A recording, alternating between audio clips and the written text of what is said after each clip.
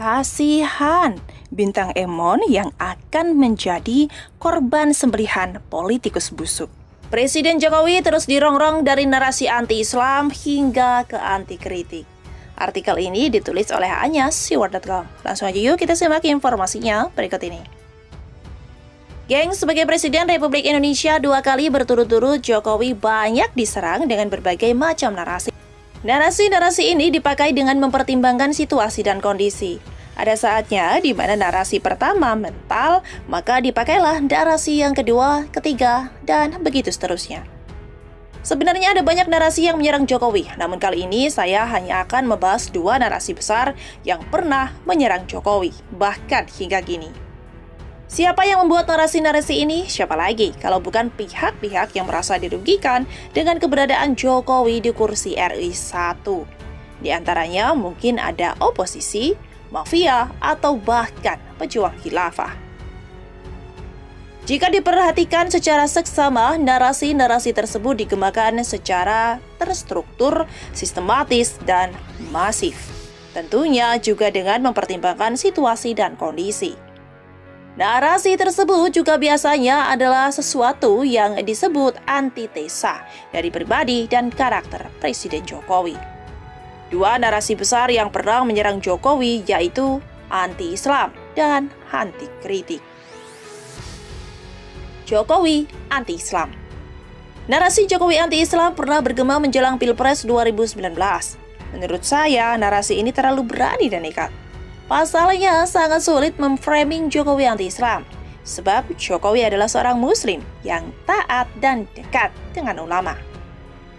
Namun nyatanya narasi ini tetap didengungkan. Saya menduga keberhasilan menjegal Ahok di Pilkada DKI 2017 dengan jualan agama membuat oposisi yakin bahwa isu agama bisa digunakan untuk menjegal Jokowi.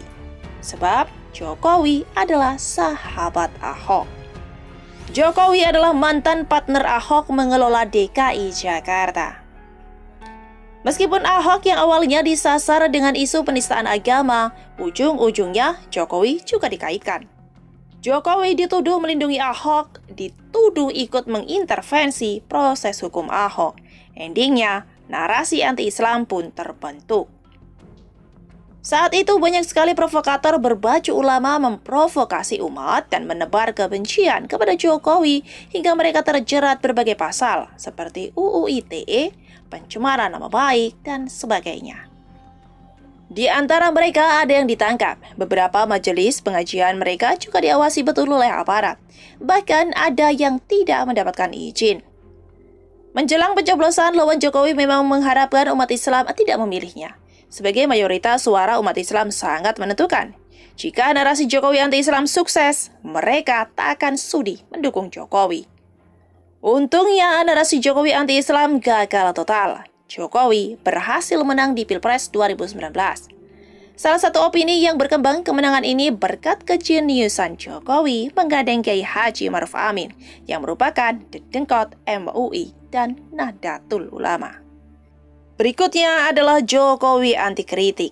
Setelah Jokowi memenangkan Pilpres 2019, narasi Jokowi anti-Islam tidak laku lagi. Mereka atau pihak-pihak yang tidak suka dan dirugikan dengan keberadaan Jokowi mengganti narasi Jokowi anti-Islam dengan narasi lain, yaitu Presiden Jokowi anti-kritik. Seperti biasa, narasi ini merupakan antitesa dari pribadi dan karakter Jokowi. Bagi orang yang pernah berinteraksi dengan Jokowi, bakal sulit percaya jika Jokowi orang yang anti kritik dan bahkan otoriter. Namun, bagi yang belum pernah bertemu langsung, sangat mungkin percaya dengan narasi tersebut. Dalam sejarah, presiden-presiden yang dilengsarkan oleh rakyatnya adalah presiden yang otoriter seperti Soeharto. Mungkin narasi Jokowi anti-kritik atau diktator didengungkan dengan harapan bisa dilengsarkan dari kursi RI 1.